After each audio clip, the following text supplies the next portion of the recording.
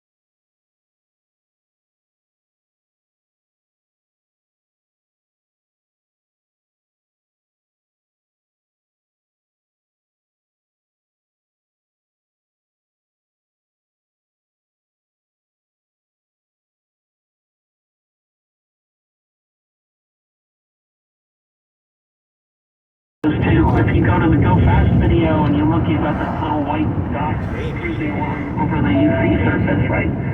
And if you look, you'll see that the settings on the FLIR camera when it's white are such that black is hot and white is cold. So these objects fly cold, which are already machines we make. Everything we make produces heat, right? A lot of waste heat.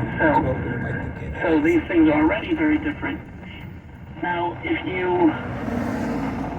one of the hypotheses is that these things are using some kind of warp drive, like a warp bubble, and there's been a lot of research into this, especially since 1984 when Miguel Alcubierre came up with this solution in general relativity showing that you can actually have a warp bubble. What this bubble does basically is you are contracting space in front of the ship and stretching space out behind the ship. So the ship isn't actually moving, but you're just stretching and contracting space. Approaching a railroad crossing. Now, something like that is very attractive because of the high accelerations that we observe. From the Nimitz 2004 case, I estimated the accelerations, the minimum acceleration for the Tic Tacs to drop from 28,000 feet to zero in 0.76 seconds to be on the order of 5,000 Gs, 5,000 times the acceleration of gravity. And as I mentioned earlier, Daniel Kobe had estimated from the Japanese airline case an acceleration of about 10,000 Gs. So a person isn't going to survive anything like that. We can survive up to 10 Gs, something on that order for a very short period of time. If you think of what 1,000 Gs would do to somebody, it's pretty traumatic. If I'm tight to myself, my upper half weighs about 100 pounds. So now if you accelerated me upwards at about 1,000 Gs, that 100 pounds from the top half of my body would feel like about 100,000 pounds. And ask yourself what 100,000 pounds would do to the lower half of your body. That would be your pedal on the bottom of the top.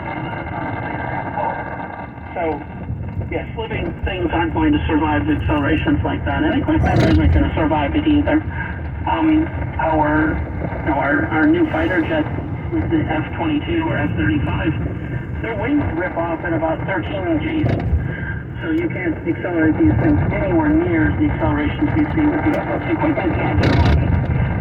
So there's clearly something going on with inertia, or they're playing around with inertia, or they're playing around with gravity in some way, so that you can have these great accelerations. And a warp bubble is a great guess at what's going on, but again, it's just a guess. And the clues we have, Approaching a railroad crossing. doesn't seem to support warp bubbles. If you go back to imagining a warp bubble, you're contracting space in front of the object and you're expanding space behind it, so you're basically blue shifting light in front of the object and you're red shifting it behind. And we should observe that with the FLIR camera.